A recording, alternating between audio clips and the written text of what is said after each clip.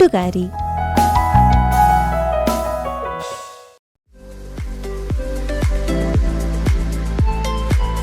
നാളെ ഓഗസ്റ്റ് 23 ദേശീയ ബഹിരാകാശ ദിനം. ഇതോടനുബന്ധിച്ച് VSSCയിലെ കൺട്രോൾ ഗൈഡൻസ് ആൻഡ് സിമുലേഷൻ എൻറ്റിറ്റിയിലെ ഡെപ്യൂട്ടി ഡയറക്ടറായ ശ്രീലത എയുമായി അഭിമുഖം. സ്റ്റുഡിയോയിൽ ഒപ്പം സെവിൽ ജിഹാൻ.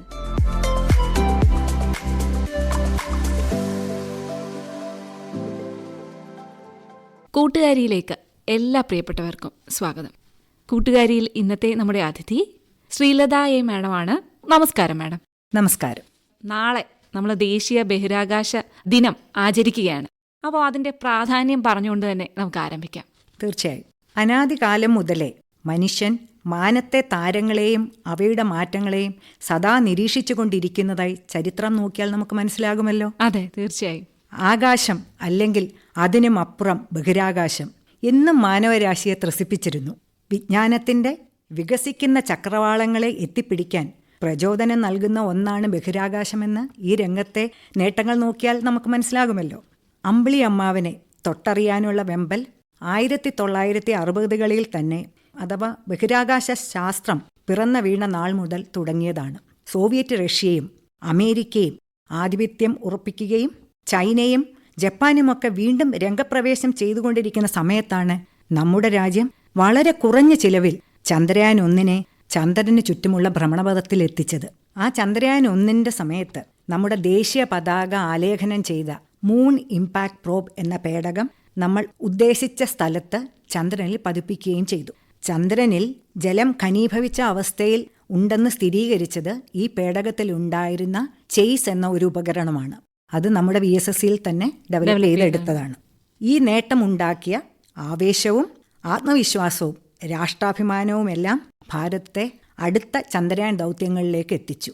അങ്ങനെ 2023 ചന്ദ്രയാൻ 3 നമ്മുടെ വിക്രം ലാൻഡർ ചന്ദ്രന്റെ ദക്ഷിണ ധ്രുവ പ്രദേശത്ത് മൃദുസ്പർശത്തോടെ ഇറക്കാൻ ISROയ്ക്ക് സാധിച്ചു.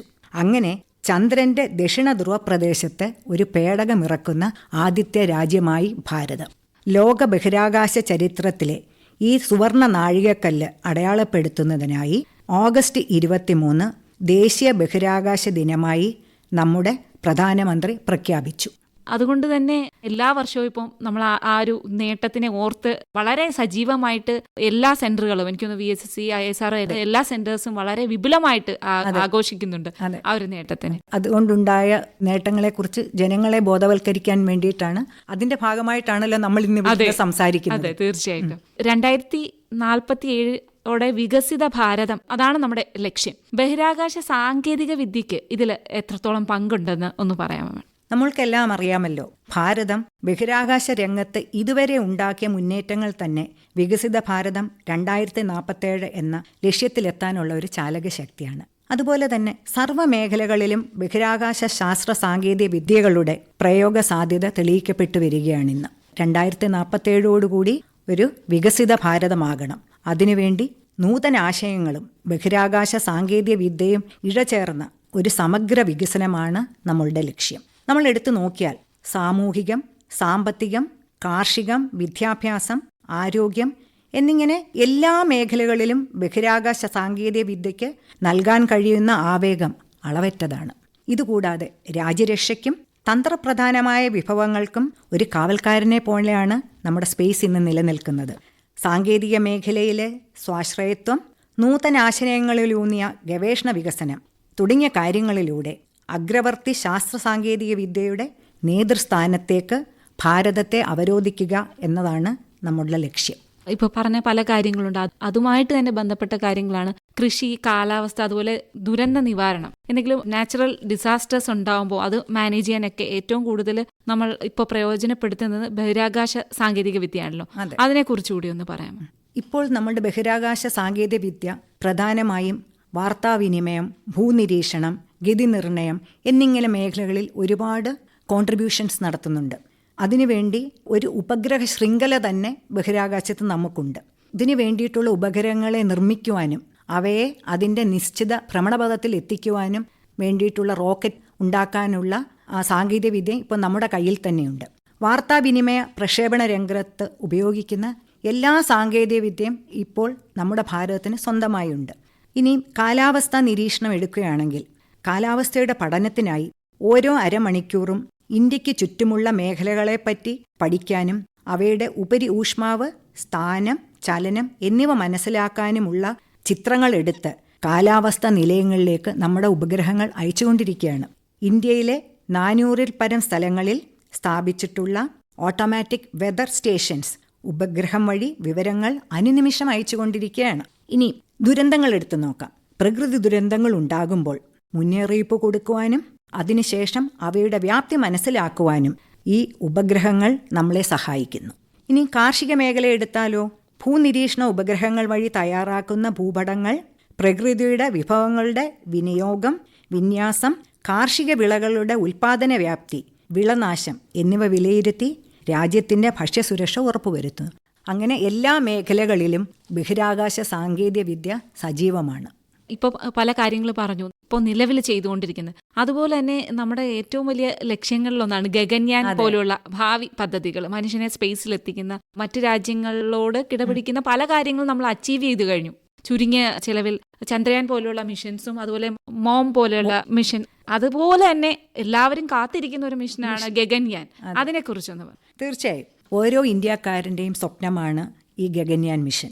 ബഹിരാകാശ സഞ്ചാരികളെ 400 കിലോമീറ്റർ ഉയരെയുള്ള ഭ്രമണപഥത്തിലേക്ക് അയച്ച് 3 ദിവസം കഴിഞ്ഞ് പേടകത്തെ സമുദ്രത്തിൽ ഇറക്കുക എന്നതാണ് ഗഗൻയാൻ ദൗത്യത്തിന്റെ ലക്ഷ്യം. സങ്കീർണവും വളരെ നിർണായകവുമായ സാങ്കേതിക വിദ്യകൾ ഇതിനായി വികസിപ്പിച്ചിട്ടുണ്ട്. അവയുടെ പരീക്ഷണങ്ങളും ഘട്ടം ഘട്ടമായി ISROയുടെ വിവിധ കേന്ദ്രങ്ങളിൽ ഇപ്പോൾ നടന്നു വരുന്നു.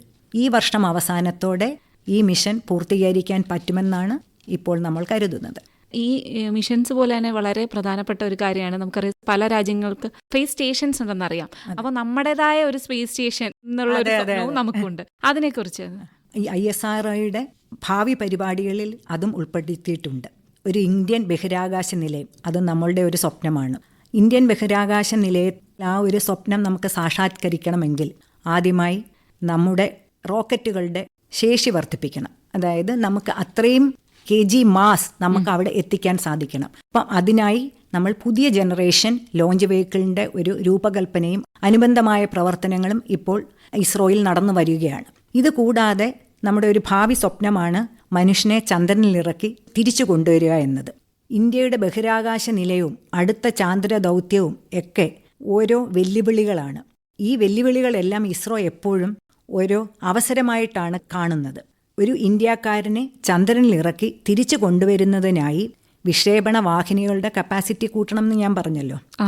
ഈ ദൗത്യത്തിലെ ഏറ്റവും പ്രധാനമായിട്ടുള്ള കാര്യം ട്രാൻസ് ലൂണാർ ഇഞ്ചക്ഷൻ ഓർബിറ്റിൽ, അതായത് 3,85,000 കിലോമീറ്റർ ദൂരെയുള്ള ഒരു ഓർബിറ്റിൽ നമ്മൾക്ക് 130 ടണ്ണോളം ഭാരമുള്ള പേടകങ്ങൾ ആദ്യം എത്തിക്കണം. അപ്പം ഇതിനു വേണ്ടിയിട്ടുള്ള ആദ്യത്തെ പടിയായിട്ട് നമ്മളൊരു പുതിയ റോക്കറ്റ് രൂപകൽപ്പന ചെയ്തു വരുന്നു. അതിൻ്റെ പേരാണ് lunar module launch vehicle. LOX methane എഞ്ചിനുകളും ക്രയോജനിക് എഞ്ചിനുകളും ഉപയോഗിച്ചുള്ള ഈ പുതിയ റോക്കറ്റിൻ്റെ രൂപകൽപ്പനകളും അനുബന്ധ പരീക്ഷണങ്ങളും ISROയുടെ തിരുവനന്തപുരത്തുള്ള കേന്ദ്രങ്ങളിൽ തുടങ്ങിക്കഴിഞ്ഞു.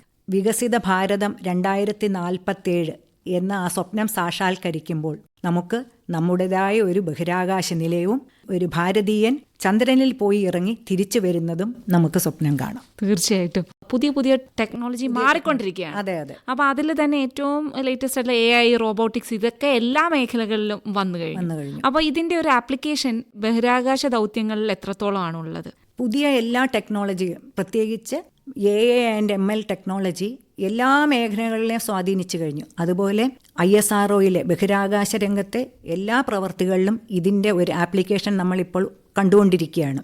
ഞാൻ ആദ്യം പറഞ്ഞ പോലെ ബഹിരാകാശ മേഖല വളരെ സങ്കീർണതകൾ നിറഞ്ഞതാണ്. ഓരോ പദ്ധതിയും അത് നടപ്പിലാക്കുന്നതിന് മുമ്പ് ഒരുപാട് പരീക്ഷണങ്ങളും സിമുലേഷനുകളും നമ്മുടെ ലാബുകളിൽ നടക്കാറുണ്ട്. ഈ ഓരോ പരീക്ഷണങ്ങളും കഴിയുമ്പോൾ നമുക്ക് കിട്ടുന്നത് ഡേറ്റ. ആ വിവരത്തിൽ നിന്നാണ് അതിനെ മനസ്സിലാക്കി പഠിച്ച് കറക്ഷൻസ് വരുത്തിയാണ് നമ്മൾ ഒരു റോക്കറ്റ് വിക്ഷേപണത്തിന് പോകുന്നത്. അപ്പോൾ ഈ ഹ്യൂജ് എമൗണ്ട് ഓഫ് ഡേറ്റയെ നമ്മൾ അനലൈസ് ചെയ്യാൻ, ഇതുവരെ നമ്മൾ ഈ ഡേറ്റ അനാലിസിസ് ആയിരുന്നു നമ്മുടെ ഒരു പ്രധാന ശക്തി. ആ അനാലിസിസിന് വേണ്ടി AML സാങ്കേതികവിദ്യ ഈ വിശകലനത്തിൻ്റെ ഗുണനിലവാരം ഉയർത്തുന്നു. അപ്പം വളരെ വേഗം, അതായത് നമ്മൾ ഉപയോഗിച്ചുകൊണ്ടിരുന്ന കൺവെൻഷണൽ ടൂൾസിനേക്കാളിൽ വളരെ വേഗവും വളരെ ആക്യുറേറ്റ് ആയിട്ട് നമ്മളുടെ അനാലിസിസ് നടക്കുന്നു ഇപ്പോൾ. അതുകൊണ്ട് തന്നെ യുവതലമുറ ഈ ടെക്നോളജികളെല്ലാം ഉപയോഗിക്കുന്നുണ്ട്. നമ്മുടെ ലോകത്ത് ഇപ്പോൾ ഉണ്ടായി വരുന്ന എല്ലാ പുതിയ ടെക്നോളജിയും നമ്മൾ റോക്കറ്റ് ടെക്നോളജിയിൽ ഉപയോഗിക്കുന്നുണ്ട്. നമ്മുടെ ആ എഫിഷ്യൻസി ഇംപ്രൂവ് ചെയ്യാനും ലോഞ്ചിങ്ങിന്റെ പെട്ടെന്ന് എറർ കണ്ടെത്താനും എല്ലാം സാധിക്കും. അതെ, നമ്മുടെ റോക്കറ്റ് എന്ന് പറയുന്നത് വളരെ കോംപ്ലക്സ് ആയിട്ടുള്ള ഒരു മിഷനാണ്. റോക്കറ്റ് ടെസ്റ്റ് ചെയ്യാന്ന് പറഞ്ഞാൽ റോക്കറ്റ് പറപ്പിക്കണം. അങ്ങനെ റോക്കറ്റ് ലോഞ്ച് ചെയ്ത് ടെസ്റ്റ് ചെയ്യുക എന്നുള്ളത് നമുക്ക് എക്കണോമിക്കൽ അല്ല. അങ്ങനെ വരുന്ന സമയത്ത് നമ്മൾ സിമുലേഷൻ എന്ന് പറഞ്ഞ ഒരു ടെക്നോളജിയാണ് ഉപയോഗിക്കുന്നത്. റോക്കറ്റിനെ മാത്തമാറ്റിക്കൽ ഇക്വേഷൻ വെച്ച് നമ്മൾ റെപ്രസെന്റ് ചെയ്തിട്ട് ഒരു കമ്പ്യൂട്ടർ സോഫ്റ്റ്വെയർ ആക്കും. അപ്പം നമ്മളിങ്ങനെ കമ്പ്യൂട്ടറിൽ ദിവസം റോക്കറ്റിനെ ലോഞ്ച് ചെയ്തുകൊണ്ടേയിരിക്കും. ഏതെങ്കിലും കണ്ടീഷൻസ് എല്ലാം മാറ്റി അതിനെ പല പല കണ്ടീഷനിൽ റോക്കറ്റിനെ നമ്മളിങ്ങനെ ലോഞ്ച് ചെയ്യും. നമ്മൾ ഡിസൈൻ ചെയ്ത ഡിസൈൻസിൽ എന്തെങ്കിലും കുറവുകളോ തെറ്റുകളോ ഉണ്ടെങ്കിൽ ഈ സിമുലേഷൻ റിസൾട്ട്സ് അനലൈസ് ചെയ്താൽ നമുക്കത് മനസ്സിലാകാൻ സാധിക്കും. ഇങ്ങനെ ഉണ്ടാകുന്ന പല ഫേസസിൽ ഉണ്ടാകുന്ന ടെസ്റ്റുകളുടെയും സിമുലേഷൻ റിസൾട്ട്സിന്റെ അനാലിസിസിലാണ് നമ്മളുടെ സ്ട്രെങ്ത്. അതിനുവേണ്ടി ഈ പുതിയ ടെക്നോളജികളെല്ലാം നമ്മൾ ഉപയോഗിക്കുന്നുണ്ട് ഇപ്പോൾ. ഇപ്പോൾ കൂടുതലായിട്ട് നമ്മുടെ ബഹിരാകാശ മേഖല സ്വകാര്യ കമ്പനികൾ അല്ലെങ്കിൽ അവരുടെ പങ്കാളിത്തത്തോടെ വളരെ എഫിഷ്യന്റ് ആയിട്ട് മുന്നോട്ട് വരുന്നുണ്ട്. പണ്ട് പ്യുവർലി ഗവൺമെന്റ് അങ്ങനെ ഒരു രീതിയായിരുന്നു. ബട്ട് ഇപ്പോൾ അത് മാറിയിട്ട് സ്വകാര്യ കമ്പനികളും സ്റ്റാർട്ടപ്പുകളും പുതിയ പുതിയ ഐഡിയ ഉണ്ടാക്കുന്ന യൂണിവേഴ്സിറ്റീസ് എല്ലാവരുമായിട്ട് അതിനെക്കുറിച്ചൊന്ന് പറയാം. ഇതുവരെ ഭാരതത്തിൽ റോക്കറ്റ് ലോഞ്ചിങ് ആ ടെക്നോളജി ISROയുടെ മാത്രം സ്വന്തമായിരുന്നു. പക്ഷേ ഇപ്പോൾ കേന്ദ്ര ഗവൺമെന്റ് പ്രഖ്യാപിച്ച പുതിയ ബഹിരാകാശ നയമാണ് സ്വകാര്യ സ്റ്റാർട്ടപ്പ് മേഖലകളെ കൂടി ഈ ബഹിരാകാശ മേഖലയിലേക്ക് കടന്നു വരാനുള്ള അവസരം ഒരുക്കിയത്. ഇതിനു മുൻപും ഇപ്പോഴും പൊതുമേഖല സ്വകാര്യ കമ്പനികളുടെ പങ്കാളിത്തത്തോടെയാണ് ISRO ദൗത്യങ്ങൾ നിർവഹിച്ചിരുന്നത്. എന്നാൽ ഈ പുതിയ നയം വന്നതോടുകൂടി കമ്പനികൾക്ക് സ്പേസ് പദ്ധതികൾ പൂർണ്ണമായും ഏറ്റെടുത്ത് ചെയ്യാവുന്നതാണ്. അതിനു വേണ്ട എല്ലാ സഹായവും ഗവൺമെന്റ് ചെയ്തു കൊടുക്കും. കൂടാതെ ISROയിലെ ഫെസിലിറ്റികൾ ഉപയോഗിക്കാനുള്ള പെർമിഷനുകളും കൊടുക്കും. അപ്പോൾ അതിനുവേണ്ടി ISROയ്ക്ക് ഒരു ഇൻസ്പേസ് ഒരു വിങ് ഉണ്ട്. ആ ഇൻസ്പേസ് വഴി ISROയുടെ ഫെസിലിറ്റികൾ ഈ സ്വകാര്യ സ്റ്റാർട്ടപ്പുകൾക്ക് ഉപയോഗിക്കാൻ പറ്റും. ഈ ഒരു പുതിയ ബഹിരാകാശ നയം കൊണ്ട് ഗവൺമെന്റ് ഉദ്ദേശിക്കുന്നത് ബഹിരാകാശ വ്യവസായവും വാണിജ്യവൽക്കരണവും ആണ്.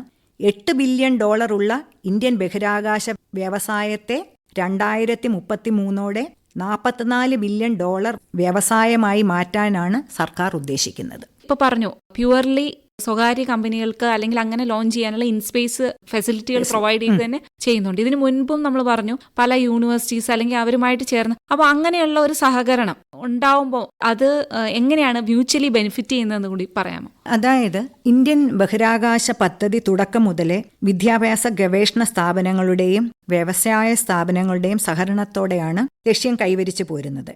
ഇസ്രോ ഇൻഡസ്ട്രി അക്കാഡമിയ എന്നൊരു പരസ്പര ബന്ധം അന്നും ഇന്നും നിലനിൽക്കുന്നുണ്ട്.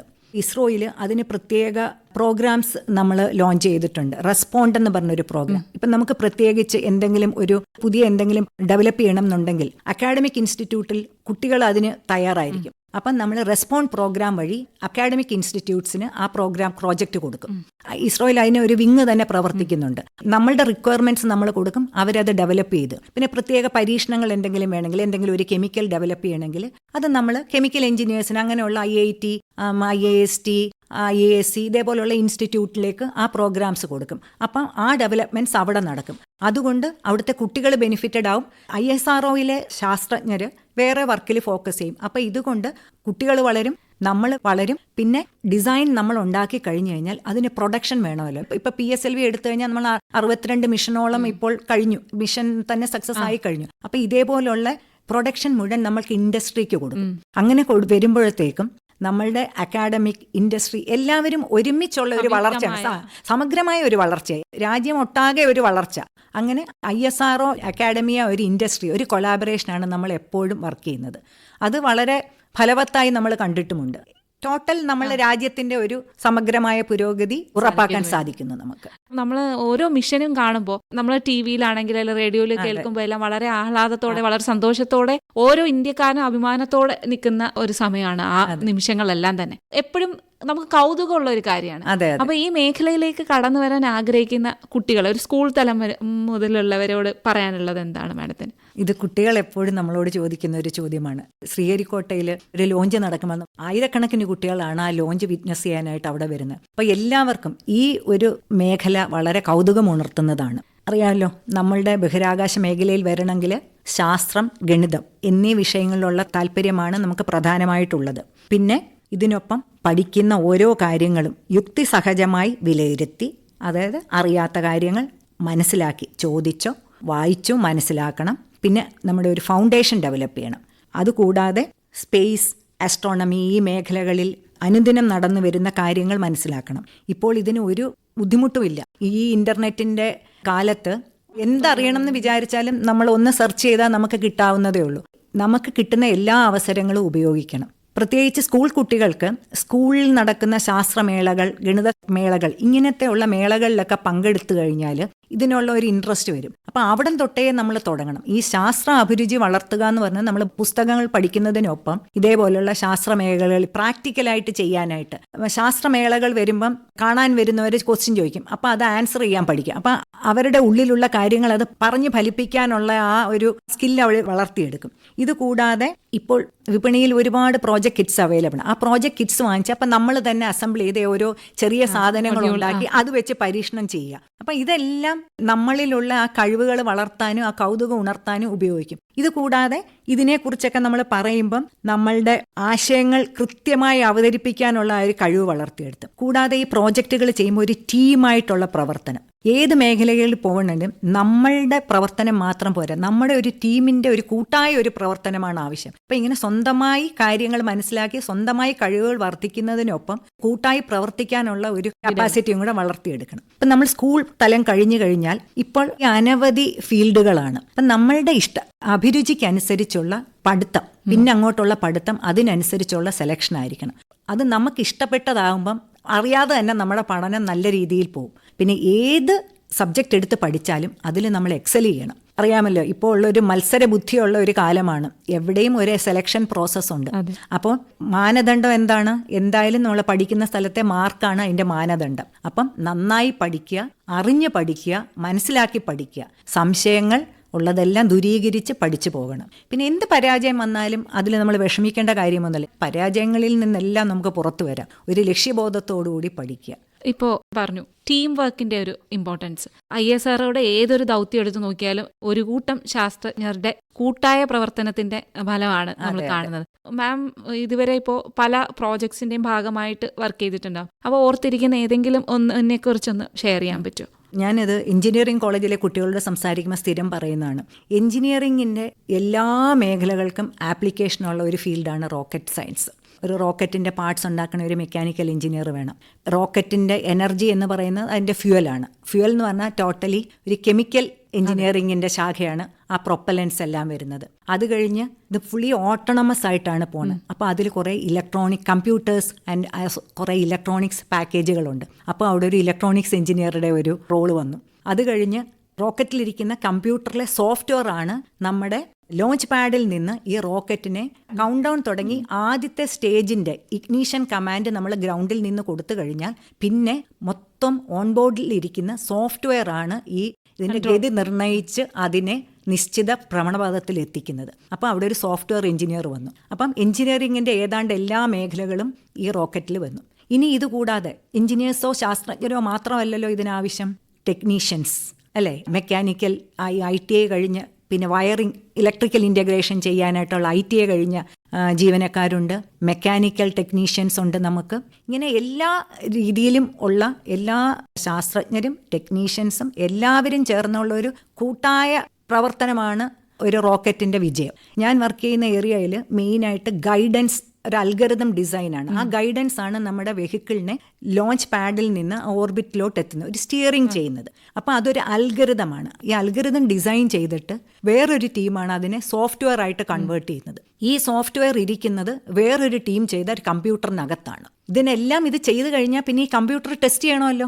അപ്പം അതിനൊരു ടെസ്റ്റിങ്ങിന് വേറൊരു ടീമുണ്ട്. ഈ ഗൈഡൻസിന് വേണ്ട ഇൻഫർമേഷൻ തരുന്നത് ഒരു സെറ്റ് ഓഫ് സെൻസേഴ്സ് ആണ്. അപ്പോൾ ആ സെൻസേഴ്സ് ഡെവലപ്പ് ചെയ്യുന്ന വേറൊരു യൂണിറ്റ് ആണ്. അപ്പോൾ ആ സെൻസറിന്റെ ഇൻപുട്ട്. അപ്പോൾ ഇത് എല്ലാവരും ഇന്റർലിങ്ക്ഡ് ആണ്. റോക്കറ്റ് എന്ന് പറയുന്നൊരു ടീം ഓഫ് വേരിയസ് സിസ്റ്റംസ് ആണ്. അതുപോലെയാണ് ISROയുടെ വർക്ക് കൾച്ചറും. നമ്മളൊരു ടീം ഇസ്രോ ആയിട്ടാണ് എപ്പോഴും വർക്ക് ചെയ്യുന്നത്. എല്ലാവരുടെയും ഒരു കൂട്ടായ പ്രവർത്തനം ഉണ്ടെങ്കിൽ മാത്രമേ, അതും വളരെ ഇന്റർലിങ്ക്ഡ് ആണ്, ഒന്നിൽ നിന്ന് ഒന്നിലേക്ക് ഇങ്ങനെ ഒരു സ്മൂത്ത് ട്രാൻസിഷനാണ്. അപ്പോൾ ഒരു കൂട്ടായ പ്രവർത്തനം ഉണ്ടെങ്കിൽ മാത്രമേ നമ്മുടെ ഓരോ പദ്ധതിയും വിജയിക്കത്തുള്ളൂ. We are famous for team work. ISRO team എന്നാണ് നമ്മൾ എപ്പോഴും പറയുന്നത്. ആർക്കും എൻ്റേത് എന്ന് പറയുന്നില്ല, എല്ലാം നമ്മളുടേത്. അണ്ണാറക്കണ്ണനും തന്നാലായത് എന്ന രീതിയിൽ എല്ലാവരും അവരവരുടെ രീതിയിൽ കോൺട്രിബ്യൂട്ട് ചെയ്യുമ്പോൾ നമുക്കൊരു വലിയ മിഷൻ സക്സസ് ആക്കാം. ഒരുപാട് വിജയങ്ങൾ വികസിത രാജ്യങ്ങളോട് കിടപിടിക്കുന്ന രീതിയിലാണ് നമ്മൾ ഡെവലപ്പ് ചെയ്തുകൊണ്ടിരിക്കുന്നത്. നമ്മളൊരു ഡെവലപ്പിംഗ് നേഷനാണ്. വികസിത രാജ്യങ്ങളുടെ അത്രത്തോളം ഡെവലപ്പ് ആയിട്ടുണ്ട് ബഹിരാകാശ ടെക്നോളജിയിൽ. അതിനിടയിൽ തന്നെ ചിലപ്പോഴെങ്കിലും ചെറിയ ചെറിയ ഫെയിലിയേഴ്സ് ഉണ്ടാവാറുണ്ട്. അപ്പൊ അതിനെ ആക്ച്വലി എങ്ങനെയാണ് നോക്കിക്കാണുന്നത്? സത്യം പറഞ്ഞാൽ ഒരു ദൗത്യം പരാജയമാകുമ്പോൾ അതിനുവേണ്ടി പ്രവർത്തിച്ച എല്ലാവർക്കും ആദ്യം ഒരു സങ്കടമാണ്. പക്ഷേ പരാജയം എപ്പോഴും ഒരു വിജയത്തിന്റെ ചവിട്ടുപടിയാണല്ലോ. അതാണ് നമ്മളുടെ ചരിത്രവും നമ്മളെ കാണിക്കുന്നത്. ISROയുടെ ചരിത്രം അങ്ങനെ തന്നെയാണ്. ചന്ദ്രയാന്റെ കാര്യം തന്നെ എടുക്കാം. ചന്ദ്രയാൻ 2 ഒരു soft landing of A lander ആയിരുന്നു നമ്മുടെ ഉദ്ദേശം. പക്ഷേ അതിന്റെ അവസാന ഘട്ടത്തിൽ നമ്മൾ വിചാരിച്ചത് കണക്ക് കാര്യങ്ങൾ നടന്നില്ല. അങ്ങനെ എന്തെങ്കിലും ഒരു പരാജയം സംഭവിക്കുമ്പോൾ നമ്മൾ ആദ്യം ചെയ്യുന്നത് ഒരു ഫെയിലിയർ അനാലിസിസ് കമ്മിറ്റി ഉണ്ടാക്കും. ഈ ഓരോ മിഷനിലും നമുക്ക് കിട്ടുന്ന ഡേറ്റ അത് നമുക്ക് അതിപ്രധാനമാണ്. ആ ഡേറ്റയെ നമ്മൾ വളരെ ഡീറ്റെയിൽഡ് ആയിട്ട് അനലൈസ് ചെയ്യും. എന്താണ് ആ ഒരു പരാജയത്തിന് കാരണമായതെന്ന് ആ ഡേറ്റ അനാലിസിസ് കൂടെ നമുക്ക് മനസ്സിലാക്കാൻ പറ്റും. ഇനി നമ്മൾ മനസ്സിലാക്കിയത് കറക്റ്റാണോ എന്നറിയണമല്ലോ. അതിന് വേണ്ടിയിട്ട് സിമുലേഷൻ ചെയ്യും. ഇങ്ങനൊരു കണ്ടീഷൻ വന്നാൽ ഇതിന് ഫെയിൽ ചെയ്യാൻ പറ്റുമോ, നമ്മുടെ സിസ്റ്റം അത് ഫെയിൽ ചെയ്യോ. അങ്ങനെ സിമുലേഷൻ വഴി സ്ഥിരീകരിച്ച് കഴിയുമ്പോൾ ഓക്കെ, നമ്മൾ മനസ്സിലാക്കിയത് കറക്റ്റാണെന്ന് നമുക്ക് മനസ്സിലാവും. ഇനിയും ആ തെറ്റ് നമുക്ക് തിരുത്തണം. അപ്പം നമ്മൾ ഒരു ഫെയിലിയറിന് ഒരു പർട്ടിക്കുലർ റീസൺ കണ്ടാൽ നമ്മൾ അവിടെ മാത്രമല്ല നോക്കുന്നത്, അതുമായിട്ട് അനുബന്ധമായിട്ടുള്ള എല്ലാ കാര്യങ്ങളും വീണ്ടും നമ്മൾ വിശകലനം ചെയ്യും. വേറെ എവിടെയെങ്കിലും നമുക്കൊരു ഡിസൈൻ മാർജിനാലിറ്റി ഉണ്ടോ. ഇപ്പം ചന്ദ്രയാൻ 2 സമയത്ത് ത്രസ്റ്റ് ഡെവലപ്പ് ചെയ്യേണ്ട എഞ്ചിനുകൾ നമ്മൾ വിചാരിച്ചതിലും കൂടുതൽ ത്രസ്റ്റ് തന്നു. അപ്പം ഈ ത്രസ്റ്റ് തരുമ്പം അതിനെ റെഗുലേറ്റ് ചെയ്യാൻ വേണ്ടിയിട്ട് നമുക്കൊരു അൽഗരിതം ഉണ്ടായിരുന്നു. ഈ അൽഗരിതം ഞാൻ മുമ്പ് പറഞ്ഞത് കണക്ക് തന്നെ സോഫ്റ്റ്വെയറിൽ ഇംപ്ലിമെന്റ് ചെയ്തിരിക്കുകയാണ്. അപ്പം എഞ്ചിൻ വിചാരിച്ചതിലും ത്രസ്റ്റ് വന്നു, അൽഗരിതം ഫെയിൽ ചെയ്തു. ഇംപ്ലിമെന്റ് ചെയ്ത സോഫ്റ്റ്വെയറിൽ നമ്മൾ കുറച്ച് ലോജിക്കുകൾ ഇട്ടിരുന്നു, അവിടെയും നമുക്ക് കുറച്ച് തെറ്റുപറ്റി. ഇങ്ങനെ പല പല ചെറിയ ചെറിയ മിസ്റ്റേക്കുകളാണ് നമ്മൾ അതിൻ്റെ അവസാന ഘട്ടത്തിൽ പരാജയപ്പെട്ടത്. അപ്പം ഇതിൻ്റെ ഭാഗമായിട്ട് ഈ ഫെയിലിയറിന് ശേഷം ഫെയിലിയർ അനാലിസിസ് കമ്മിറ്റിയും നമ്മളുടെ അനാലിസിസ് എല്ലാം കഴിഞ്ഞ് നമ്മൾ പുതിയ ഒരു ഡിസൈൻ അപ്രോച്ച് എടുത്തു. ചന്ദ്രയാൻ 2 നമ്മൾ ഒരു സക്സസ് ബേസ്ഡ് ഡിസൈൻ ആയിരുന്നു. എല്ലാം ശരിയാകും എന്നുള്ള രീതിയിലായിരുന്നു ഒരു ഡിസൈൻ അപ്രോച്ച് ആയിരുന്നു. ഒരു ഫെയിലിയർ ഓറിയന്റഡ് ഡിസൈനിലേക്ക് പോയി. ഇവിടെ വേണേൽ ഇത് തെറ്റാം, തെറ്റുമ്പോൾ നമ്മൾക്ക് ഏത് ലോജിക്ക് അഡീഷണൽ ആഡ് ചെയ്യണം, ആ തെറ്റിനെ കറക്റ്റ് ചെയ്യാൻ വേണ്ടിയിട്ട് എന്ത് ലോജിക്ക് ആഡ് ചെയ്യണം, അങ്ങനെ നമ്മൾ പുതിയ പുതിയ ലോജിക്കുകൾ ആഡ് ചെയ്തു. ആദ്യത്തെ പ്രാവശ്യം ലാൻഡ് ചെയ്യാൻ ഉദ്ദേശിച്ച സ്ഥലം വളരെ ചെറിയതായിട്ടാണ് മാപ്പ് ചെയ്തെടുത്തത്. പക്ഷേ ചന്ദ്രയാൻ 1 പോയപ്പോൾ നമ്മുടെ ഓർബിറ്റർ ഇപ്പോഴും അവിടെ ഫംഗ്ഷനിങ് ആണ്. ആ ഓർബിറ്റർ വഴി ചന്ദ്രന്റെ ഒരുപാട് ഫോട്ടോസ് എടുക്കാനും കൂടുതൽ ഏരിയ നമുക്ക് മാപ്പ് ചെയ്യാൻ പറ്റി. അപ്പം നമ്മൾ കുറച്ചുകൂടെ വിശാലമായിട്ടുള്ള ഏരിയ ലാൻഡിങ്ങിന് വേണ്ടി തിരഞ്ഞെടുത്തു. കൂടാതെ additional sensors, velocity meter, hazard detection camera എന്ന് പറഞ്ഞ് പുതിയ സെൻസേഴ്സ് ഒക്കെ നമ്മൾ ചന്ദ്രയാൻ 3 ആഡ് ചെയ്തു. അപ്പം തിരിച്ച് ചന്ദ്രന്റെ ഉപരിതലത്തിലേക്ക് എത്തുമ്പോൾ എന്തെങ്കിലും ക്രേറ്ററോ എന്തെങ്കിലും കണ്ടു കഴിഞ്ഞാൽ ഈ ഹസാർഡ് ഡിറ്റക്ഷൻ ക്യാമറ വഴി അത് കിട്ടിക്കഴിഞ്ഞാൽ നമുക്ക് റീടാർജറ്റ് ചെയ്യാൻ പറ്റും. അപ്പം അതിനുവേണ്ടി പുതിയ ഉപകരണങ്ങൾ ഘടിപ്പിച്ചു, അൽഗരിതം നമ്മൾ സ്ട്രെങ്തൻ ചെയ്തു, സോഫ്റ്റ്വെയർ കറക്റ്റ് ചെയ്തു, അനുബന്ധമായിട്ടുള്ള പല പല കാര്യങ്ങൾ നമ്മൾ ഇമ്പ്രൂവ് ചെയ്തു. അതിൻ്റെ എല്ലാം ഒരു പരിസമാപ്തിയാണ് ചന്ദ്രയാൻ 3. നമ്മൾ ഇന്ന് ഇവിടെ ഇരിക്കാൻ കാരണം അതാണല്ലോ. അങ്ങനെയാണ് നമ്മൾ ഓരോ ഫെയിലിയറിനെയും നമ്മൾ അങ്ങനെയാണ് കാണുന്നത്. എപ്പോഴും നമ്മൾ കുട്ടികളോട് പറഞ്ഞതുപോലെ തന്നെ തളരാതെ വീണ്ടും പുതിയ ആവേശത്തോടെ മുന്നോട്ട് പോകാനാണ് ഇസ്രോ എപ്പോഴും ശ്രമിക്കുന്നത്. നമ്മളൊരു സാധാരണ ജോലിയിൽ ഒരു ടൈമിംഗ് ഉണ്ടാവും. ഇപ്പോൾ ഒരു 10 to 5 മണി, അത് കഴിഞ്ഞിട്ട് ആക്ച്വലി ശരി ജോലി കഴിഞ്ഞു എന്ന് പറഞ്ഞിട്ട് പോവാമെന്ന് വിചാരിക്കാം. അങ്ങനെയുള്ള ഒരു ജോലിയല്ല ഇത്. ആക്ച്വലി ഇപ്പം നമുക്കൊരു പ്രോജക്റ്റ് അല്ലെങ്കിൽ ഇപ്പോൾ ഒരു മിഷൻ ഉണ്ട്, അതിന് ചിലപ്പോൾ നമ്മൾ അതിന്റെ ടെസ്റ്റിങ്ങുമായിട്ട് ഇരുന്നാൽ എത്രത്തെ സമയം പോകുന്ന അറിയത്തില്ല. അതിന് പിന്നിലെ ഒരു ഹാർഡ് വർക്കിനെ കുറിച്ച് കൂടി ഒന്ന് പറയാൻ വേണം. ഞാൻ 1993 VSSCയിൽ ജോയിൻ ചെയ്തത്. PSLV D1 ഫെയിലിയർ കഴിഞ്ഞ സമയത്താണ് ഞാൻ ജോയിൻ ചെയ്തത്. അപ്പം നമ്മുടെ മുമ്പിൽ ഒരു വലിയ ദൗത്യം PSLV D2 മിഷൻ സക്സസ് ആക്കുക എന്നുള്ള ഒരു ദൗത്യം മുന്നിൽ കിടക്കുകയാണ്. അതിനുവേണ്ടി നമ്മൾ രാവിലെ 8:45 ഓഫീസിൽ വന്നാൽ നമ്മൾ എല്ലാ ദിവസവും തിരിച്ചു പോകുന്നത് രാത്രി 10 മണി 11 മണിയാണ്. പക്ഷെ അപ്പോഴെല്ലാം നമ്മളൊരു ഫോക്കസാണ്, പാഷനാണ്. നമ്മുടെ രാജ്യത്തിന് വേണ്ടി വർക്ക് ചെയ്യുക, ആ ഒരു പാഷനോടുകൂടി. പിന്നെ ഇതിൽ നിന്ന് കിട്ടുന്ന ഒരു സാറ്റിസ്ഫാക്ഷൻ ഉണ്ടല്ലോ, ഓരോ പുതിയ കാര്യങ്ങൾ പഠിക്കുക, അതിൽ നിന്നുള്ള ഒരു സാറ്റിസ്ഫാക്ഷൻ, ആ ഒരു സാറ്റിസ്ഫാക്ഷനും ആ പാഷനും ഉള്ളപ്പം ഈ ഹാർഡ് വർക്കൊന്നും നമ്മൾ അറിയത്തില്ല. പിന്നെ കുടുംബമൊക്കെ ആവുമ്പോൾ ഒരു ബുദ്ധിമുട്ടെന്ന് പറഞ്ഞു കഴിഞ്ഞാൽ, കുട്ടികളൊക്കെ ചെറുതായിരിക്കുന്ന സമയത്ത് വിക്ഷേപണത്തിന് വേണ്ടി ശ്രീഹരിക്കോട്ടയിൽ പോയി പല ദിവസവും നിൽക്കേണ്ടി വരും. ദിവസങ്ങളോളം ആഴ്ചകളോളം ഒക്കെ നിന്നിട്ടുണ്ട്. ആ സമയത്ത് മാനസികമായി കുറച്ച് ബുദ്ധിമുട്ടും വിഷമങ്ങളും ഒക്കെയാണ്. പക്ഷെ ഇതെല്ലാം നമ്മുടെ കുടുംബാംഗങ്ങളുടെ സഹായത്തോടുകൂടി ആ ഘട്ടമൊക്കെ തരണം ചെയ്യാൻ നമുക്ക് പറ്റിയിട്ടുണ്ട്. പിന്നെ നമുക്ക് വേറെ എന്തെങ്കിലും പ്രശ്നങ്ങൾ വരുമ്പം, പ്രത്യേകിച്ച് ISROയുടെ ഒരു വർക്ക് കൾച്ചർ എന്ന് പറഞ്ഞാൽ വനിതകൾക്ക് വളരെ സപ്പോർട്ടീവായിട്ടുള്ള ഒരു കൾച്ചറാണ്. ഇപ്പം നമ്മുടെ സഹപ്രവർത്തകർ നമുക്ക് വേണ്ട എല്ലാ സപ്പോർട്ടും തരും. മിക്ക ദിവസവും രാവിലെ വന്നു കഴിഞ്ഞാൽ നമ്മൾ വൈകിയാണ് പലരും വീട്ടിൽ പോകുന്നത്. പിന്നെ ചില സമയത്ത് ഇപ്പോൾ കുട്ടികൾക്ക് എന്തെങ്കിലും വൈകിയെങ്കിൽ നമുക്ക് പോകാൻ പറ്റത്തില്ല. പക്ഷെ ആ സമയത്ത് നമ്മളുടെ വർക്ക് അവിടെ നമ്മുടെ കൂട്ടുകാരത് ചെയ്തോളും. പുരുഷന്മാരിൽ നിന്ന് വ്യത്യസ്തമാണ് ഒരു സ്ത്രീയുടെ ഈ മേഖലയിലെ ഒരു ജീവിതം. കുടുംബവും തൊഴിലും ഒന്നിച്ചു കൊണ്ടുപോകണമല്ലോ. അപ്പോൾ അതിൻ്റെതായ ഒരു ടെൻഷനൊക്കെ നമുക്കുണ്ടാവും. പക്ഷെ ഇതെല്ലാം കഴിയുമ്പോൾ, ഒരു മിഷൻ സക്സസ് ആയി കഴിയുമ്പം നമുക്ക് കിട്ടുന്ന ഒരു സാറ്റിസ്ഫാക്ഷൻ, അഭിമാനം, ഇതൊന്നും എനിക്ക് തോന്നുന്നില്ല വേറെ ഒരു ജോലിയിൽ നിന്നും കിട്ടുന്നത്. അപ്പം അതെപ്പോഴും നമുക്കൊരു മുന്നോട്ട് പോകാനുള്ള ഒരു പ്രചോദനമാണ്. ഒരു മിഷൻ സക്സസ് ആകുമ്പോൾ നമ്മൾ കൈയടിച്ച് ഭയങ്കര സന്തോഷത്തോടെ ഇരിക്കുന്നതാണ്. അതേസമയം ഫെയിലിയർ ആവുമ്പോൾ സാധാരണ ജനങ്ങൾക്ക് ഇതിന്റെ പിന്നിലെ ഹാർഡ് വർക്ക് അറിയില്ലല്ലോ. അപ്പൊ അത് നമ്മൾ സിമ്പിൾ ആയിട്ട് പറയും, ഇത് കടലിൽ ഇതെന്ത് ഇത്ര പൈസ മുടക്കി വിട്ടിട്ട് ഇത് ഇങ്ങനെ വീണു എന്ന് പറയും. അങ്ങനെ വളരെ സിമ്പിളായിട്ട് പറഞ്ഞ് തീർക്കുന്ന കാര്യമുണ്ട്. അപ്പോൾ അങ്ങനെ ഉള്ള പൊതുജനങ്ങളോടായിട്ട് മാഡത്തിന് എന്താണ് പറയാനുള്ളത്, നമ്മുടെ ഈ ഒരു മിഷനും ഒപ്പം തന്നെ ഇതിലേക്ക് വരാൻ ആഗ്രഹിക്കുന്നവരോടുമായിട്ട്? പൊതുജനങ്ങളോട് എനിക്ക് പറയാനുള്ളത്, ഓരോ മിഷനുകളുടെയും പിന്നിൽ ഒരുപാട് പേരുടെ കഠിനാധ്വാനമുണ്ട്. സങ്കീർണമായ ഒരു ടെക്നോളജിയാണ് റോക്കറ്റ് ടെക്നോളജി. വിജയത്തിൻ്റെയും പരാജയത്തിൻ്റെയും ഇടയിലുള്ളത് വളരെ നാരോ ബാൻഡാണ്. നമുക്കൊരു ഒപ്റ്റിമം ഡിസൈനാണ്. ചില ദൗത്യങ്ങൾ നമ്മൾ പരാജയപ്പെടും. അതൊന്നും മനഃപൂർവ്വമല്ല നമ്മുടെ കയ്യിൽ നിന്ന് സംഭവിക്കുന്നത്. എന്താണ് നമ്മുടെ കയ്യിലെ തെറ്റെന്ന് മനസ്സിലാക്കി നമ്മൾ പുതിയ ഡിസൈനുമായിട്ട് അടുത്ത മിഷനുമായിട്ട് തീർച്ചയായിട്ടും നമ്മൾ മുന്നോട്ട് വരും. ഈ സ്പേസ് മേഖല എല്ലാവർക്കും വാസ്റ്റായിട്ടുള്ള ഒരു ഓപ്പർച്യൂണിറ്റിയാണ് തരുന്നത്. പ്രത്യേകിച്ച് പുതിയ ബഹിരാകാശ നയം വന്നതോടുകൂടി ISROയിൽ തന്നെ വർക്ക് ചെയ്യണം എന്നില്ല, ബഹിരാകാശ രംഗത്ത് വർക്ക് ചെയ്യണം എന്നുണ്ടെങ്കിൽ സ്റ്റാർട്ടപ്പുകൾ തന്നെയുണ്ട്. ഇപ്പോൾ നമ്മുടെ സ്കൈ റൂട്ടിന്റെ ലോഞ്ച്, ഒരു സ്റ്റാർട്ടപ്പ് കമ്പനി ആദ്യമായിട്ടൊരു ലോഞ്ച് നടത്തി കഴിഞ്ഞു. അപ്പം ഇതൊക്കെ കുട്ടികൾക്ക് ഇനിയും ഒരുപാട് അവസരങ്ങളാണ് സ്പേസ് കൊടുക്കുന്നത്. സയൻസ് സബ്ജക്റ്റിലുള്ള അഭിരുചി വളർത്തി സ്ഥിരോത്സാഹത്തോടു കൂടി പഠിച്ച്, പാഷനേറ്റായിട്ട് പഠിച്ച്, പരാജയങ്ങളിൽ തളരാതെ വളരെ ലക്ഷ്യബോധത്തോടു കൂടി മുന്നോട്ട് പോയാൽ അവരുദ്ദേശിക്കുന്ന സ്ഥാനത്ത് അവർക്ക് എത്താൻ പറ്റും. അതിൻ്റെ കൂട്ടത്തിൽ നമ്മുടെ രാജ്യവും വളരട്ടെ. അതാണ് എൻ്റെ ആഗ്രഹം. Thank you so much ma'am. Thank you very much.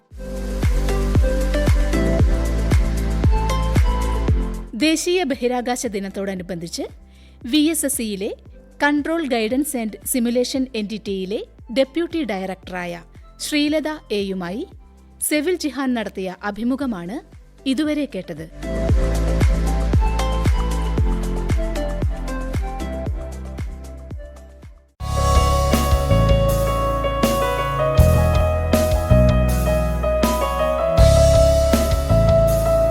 കൂട്ടുകാരി.